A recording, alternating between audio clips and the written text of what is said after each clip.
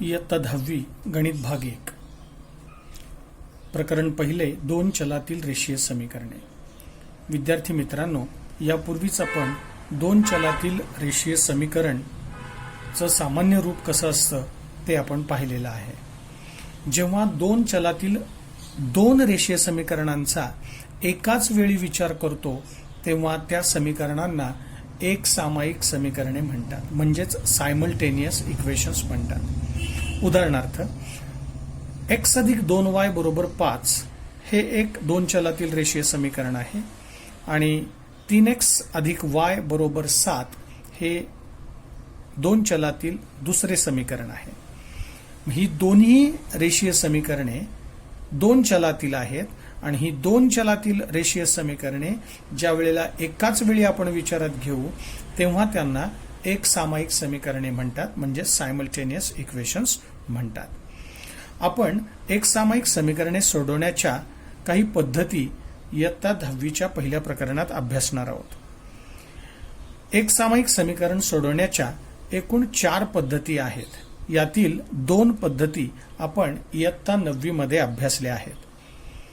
इयत्ता 9वी मध्ये अभ्यासलेली पहिली पद्धत आहे सहगुणक समान करून एका चलाचा लोप करणे, म्हणजेच इलिमिनेशन बाय इक्वेटिंग द कोएफिशियंट्स। आणि दुसरी एक पद्धत आपण इयत्ता 9वी मध्ये अभ्यासली आहे ती म्हणजे सबस्टिट्यूशन मेथड, म्हणजे एका चलाची किंमत दुसऱ्या चलामध्ये ठेवायची आणि एका चलाचा लोप करून ती समीकरणं सोडवायची। तर या दोन पद्धती म्हणजे इथे लिहिलेल्यापैकी पहिली आणि चौथी पद्धत आपण इयत्ता 9वी मध्ये अभ्यासलेली आहे। आता इयत्ता 10वी मध्ये आपल्याला या पहिल्या 3 पद्धतींचा अभ्यास करावायचा आहे। यातली आलेख पद्धती आपण आज पाहणार आहोत। क्रेमरची पद्धती यापूर्वीच आपण मागील व्हिडिओमध्ये पाहिलेली आहे। क्रेमर पद्धतीलाच डिटर्मिनंट मेथड किंवा क्रेमर्स रूल असंही म्हणतात। ही पद्धती आपण यापूर्वी पाहिलेली आहे। आता आपण आलेख पद्धतीचा आज अभ्यास करणार आहोत। एक सामायिक समीकरणे सोडवणे म्हणजेच चलांच्या किमती काढणे। एक सामायिक समीकरणे सोडविल्यानंतर चलांच्या ज्या किमती मिळतात ती जी क्रमित जोडी असते त्या जोडीलाच त्या समीकरणांची सामायिक उकल म्हणजेच सोल्युशन म्हणतात। दोन चलातील रेषीय समीकरणांचा आलेख काढल्यास एक रेषा मिळते। दोन एक सामायिक समीकरणांचा आलेख म्हणजेच दोन रेषा मिळतील। मग या दोन रेषाचा आलेख कसा असेल यावरून त्यांची सामायिक उकल कोणती हे आपल्याला ठरवता येईल। जर दोन एक सामायिक समीकरणांचा आलेख काढल्यास त्या दोन्ही रेषा जर एकमेकांना एखाद्या बिंदूत छेदत असतील तर त्या छेदन बिंदूचे निर्देशक म्हणजे त्या दोन्ही रेषीय समीकरणांची सामायिक उकल असते।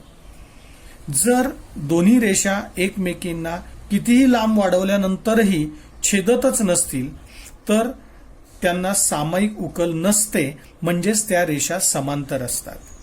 आणि जर दोन्ही रेषांचा आलेख एकाच रेषेवर आला असेल तर त्या दोन्ही समीकरणांना अनंत उकली असतात, म्हणजेच इन्फायनाइटली मेनी सोल्युशन्स असतात। तेव्हा त्या रेषा ओव्हरलॅपिंग असतात, म्हणजेच त्यांना ओव्हरलॅपिंग लाईन्स म्हणतात।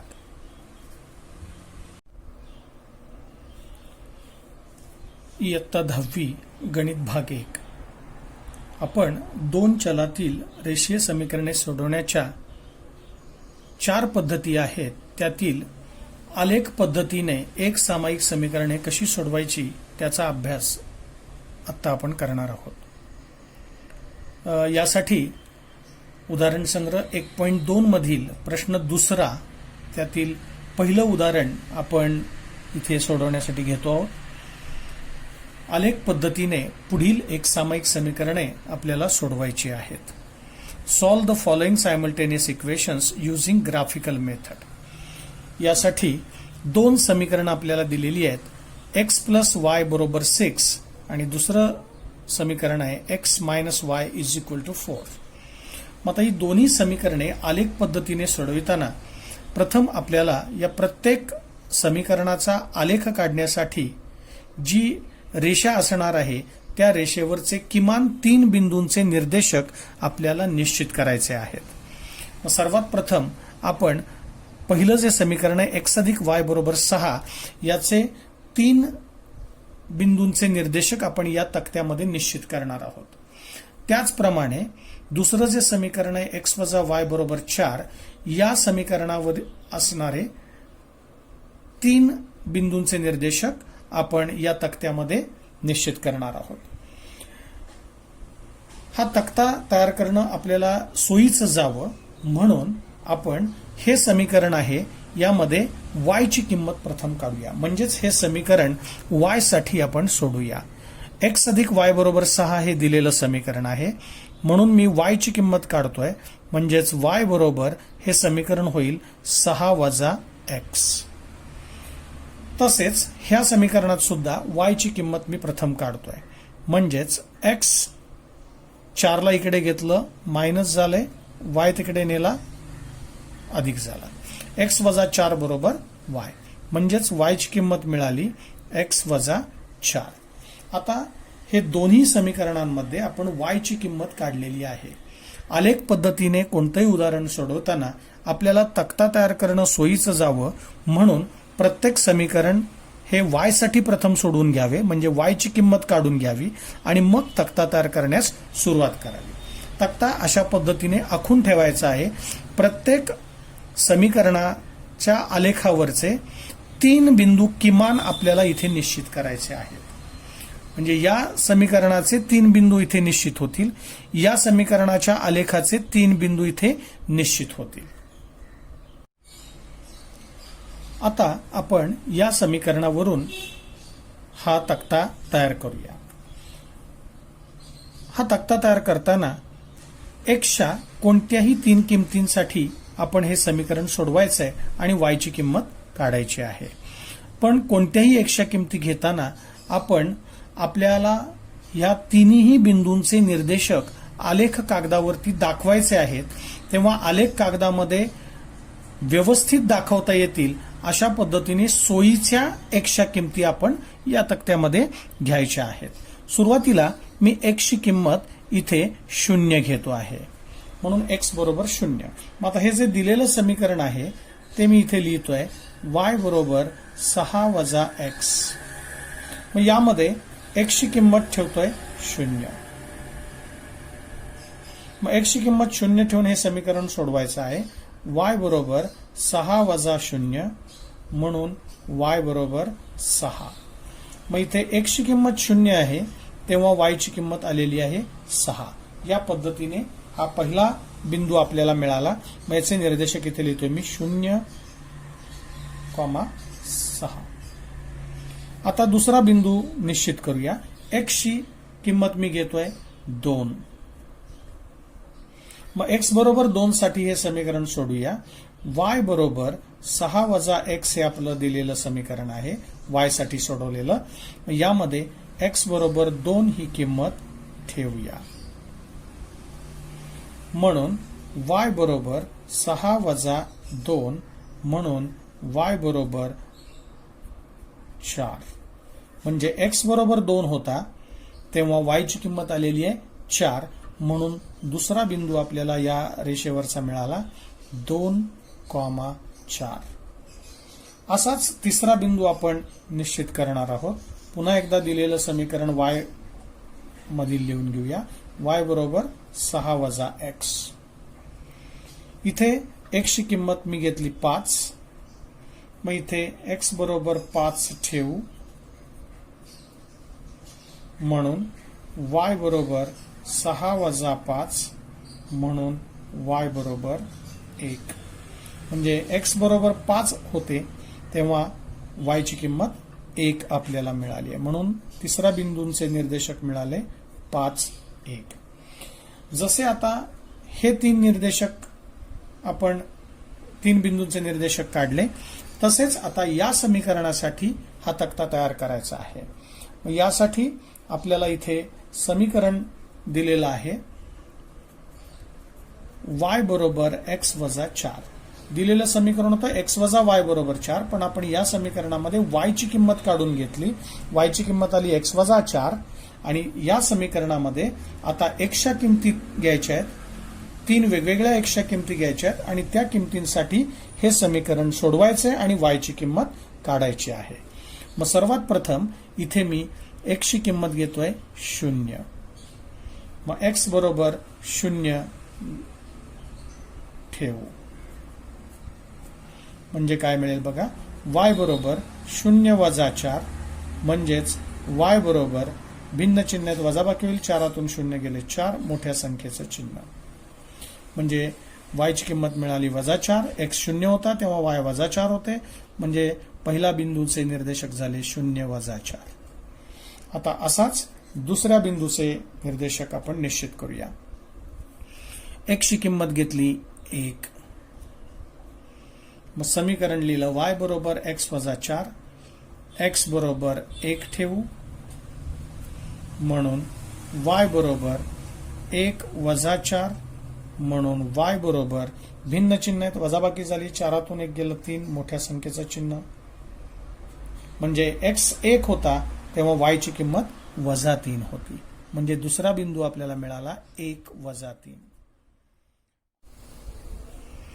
त्याचप्रमाणे आता तिसऱ्या बिंदूचे निर्देशक ठरवूया. समीकरण पुन्हा एकदा घेतलं. y बरोबर x वजा 4, x ची किंमत घेतली 4. मग x बरोबर 4 या समीकरणामध्ये ठेवूया. म्हणून y बरोबर 4 वजा 4 म्हणून y बरोबर 0.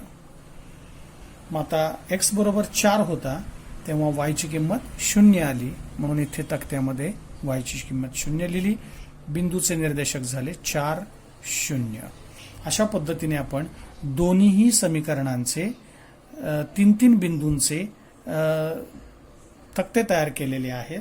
आता या बिंदूंना आपण प्रत्यक्ष आलेख कागदावरती स्थापायचं आहे आणि या 3 बिंदूतून जाणारी एक रेषा मिळेल, या 3 बिंदूतून जाणारी दुसरी रेषा मिळेल आणि या दोन्ही रेषांचा जो छेदन बिंदू आहे म्हणजे इंटरसेक्टिंग पॉइंट आहे तो बिंदू असणार आहे या दोन्ही समीकरणांची सामायिक उकल असणार आहे. यासाठी आपण या पद्धतीनं हा आलेख असा आखून ठेवायचा आहे. आपण आलेखाचा अभ्यास इयत्ता 9वी मध्ये केलेला आहे. हा x अक्ष आहे आणि हा y अक्ष आहे. अशा पद्धतीने आलेख आखून घ्यायचा आहे आणि मग हे तक्त्यातले जे 6 बिंदू आहेत, पहिल्या तक्त्यातले 3 बिंदू आणि दुसऱ्या तक्त्यातले 3 बिंदू, हे 6 बिंदू या आलेखावरती स्थापायचे आहेत आणि त्यांच्यातून जाणारी रेषा काढायच्या आहेत आणि या दोन्ही रेषा एकमेकांना ज्या बिंदूत छेदतील तो बिंदू म्हणजेच या दिलेल्या एक सामायिक समीकरणांची उकल असणार आहे.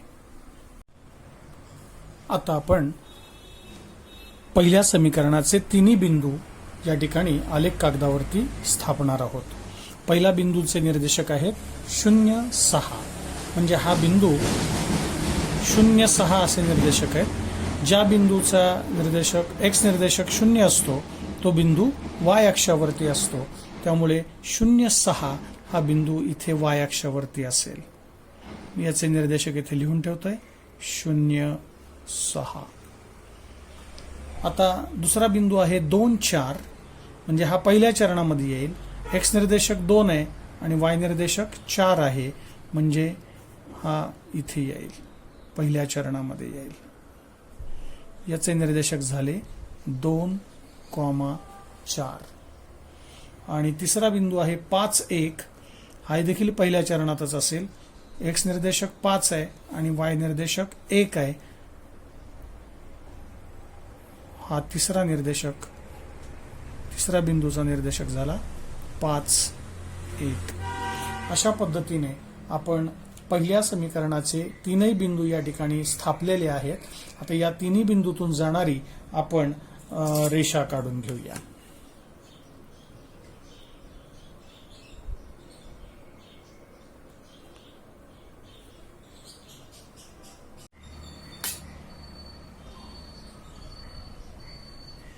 आता दुसऱ्या समीकरणावरील 3 बिंदू आपण या ठिकाणी आलेख कागदावरती दाखवणार आहोत. तत्पूर्वी पहिली जी रेषा आपल्याला मिळाली आहे, पहिल्या समीकरणाचा आलेख, या रेषेचं जे समीकरण होतं ते मी या ठिकाणी लिहितोय.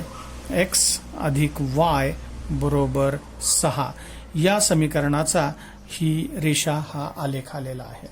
आता आपण दुसऱ्या समीकरणाचा आलेख काढूया. त्यासाठी हे 3 निर्देशक आहेत. हे 3 बिंदूंचे निर्देशक आपण इथे स्थापणार आहोत. त्यातला पहिला बिंदू आहे 0 वजा 4. 0 वजा 4 म्हणजे याचा x निर्देशक 0 आहे, म्हणजे हा बिंदू y अक्षावरती असणार आहे. मग 0 वजा 4 हा बिंदू इथे y अक्षावरती असेल. याचे निर्देशक मी इथे लिहितोय 0 वजा 4. दुसरा बिंदू दिलेला आहे 1 वजा 3. 1 वजा 3 म्हणजे हा बिंदू चौथ्या चरणात आहे. x निर्देशक 1 आहे, y निर्देशक वजा 3 आहे. तो बिंदू इथे असेल. 1 वजा 3. आणि तिसरा बिंदूचे निर्देशक आहे 4 0. 4 0 म्हणजे हा y निर्देशक 0 आहे, म्हणजे हा बिंदू x अक्षावर आहे, म्हणजे x अक्षावर इथे 4 आहे, म्हणजे या बिंदूचे निर्देशक झाले 4 0. आणि या तिन्ही बिंदूतून जाणारी रेषा आपल्याला काढायची आहे.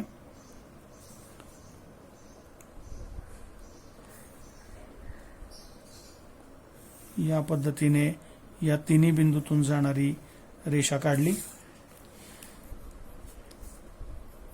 या रेषेचे समीकरण आपण इथे लिहूया.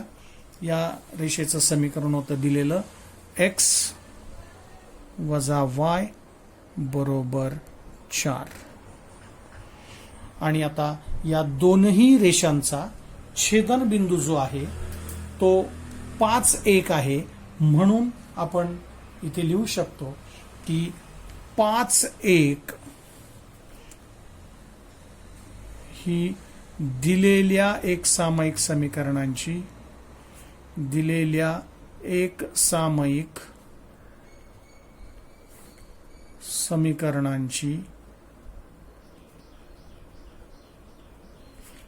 उकल आहे. म्हणजेच 5-1 is the solution of given simultaneous equations. दिलेल्या 2 रेषा होत्या, x अधिक y बरोबर 6 आणि दुसरी रेषाचं समीकरण आहे x वजा y बरोबर 4. या दोन्ही रेषा 5 1 या बिंदूमध्ये एकमेकांना छेदलेल्या आहेत. यांचा इंटरसेक्टिंग पॉइंट आहे हा. म्हणजेच या दोन्ही समीकरणांची ही सामायिक उकल आहे. 5 1 ही दिलेल्या एक सामायिक समीकरणांची उकल आहे.